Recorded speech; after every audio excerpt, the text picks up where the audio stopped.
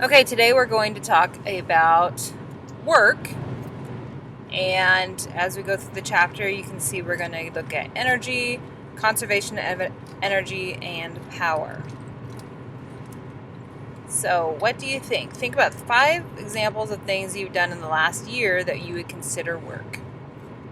A lot of people think of jobs that they do, homework, maybe some sort of exercise if you're in weights class or something.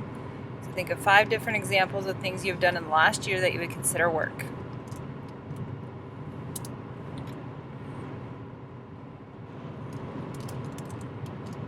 Okay, so how would you define work based on those ideas? Okay, we'll see if your ideas are right at the end. See if you agree with what you have learned.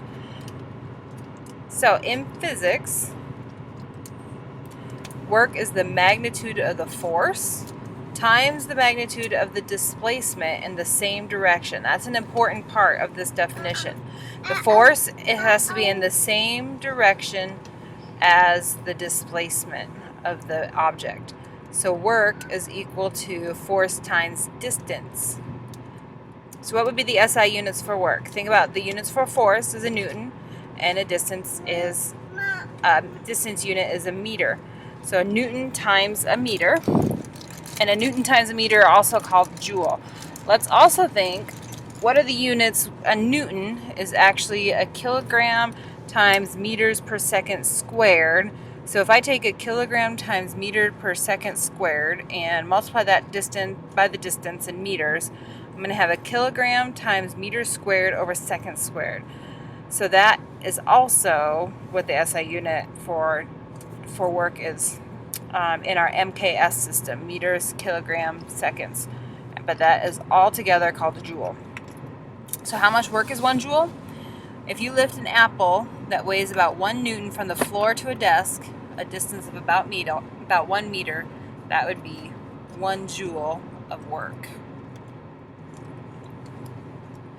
Okay, so looking at this picture, this man is pushing the car, and pushing this car is work because there's a force, he's applying a force, and that force is causing a movement of a distance in the same direction the force is being applied.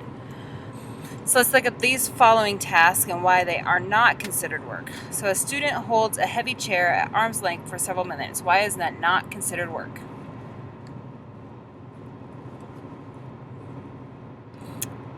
Okay, it's because there's no distance. The heavy chair, you may feel like you're doing a lot of work, but the chair is not moving at any displacement, and so there is no work being done. Distance is 0. A student carrying a bucket of water along a horizontal path while walking at a constant velocity. Okay, no, this is not work because the force that you're applying to the bucket is upward, because you're holding it up off the ground and you're carrying it at a distance that's horizontal. So the force and the distance are not in the same direction. So there is no work done on the bucket.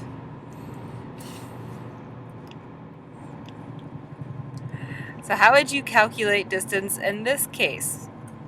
So the distance being applied, or the distance that it's moving, is horizontal. The distance that it's moving is horizontal. The force is at an angle. Remember, the force and the distance have to be in the same direction. So you're going to find the component of F in the direction of D. So you're going to find F sub x here and use just F of x times D to find the work done. So you're going to use cosine of theta. If the angle is 90 degrees, what is the component of F in the direction of D? F times cosine of 90, that's 0. So if the angle is 90, that means the force is down, straight down. And that would show, but this example shows that if your force is not in the direction of the object moving, that you are going to have 0 for your force and 0 work done. Okay. So here is the net force. The net work done is equal to the net force, D times cosine. They put the cosine in there because let's look back at this slide. If cosine is equal to 0 on that last problem, that means that all of the force is in the x direction, and so it's in the same exact direction as the distance. So cosine of 0 is just 1, and so it's equal to each other. So if we're looking at this net equation, if the distance and the force is in the same direction, don't worry about the cosine, because it'd be a cosine of 0, which is 1. You can drop that part out. Okay, work is scalar, so if we have negative work and we have positive work. Because if the distance traveled and the force being applied are in opposite directions, we have negative work. If the distance and the force are in the same direction, we would have positive work done. So that's all. If you have a negative or positive in front of your work, it's just showing if it's in the opposite direction.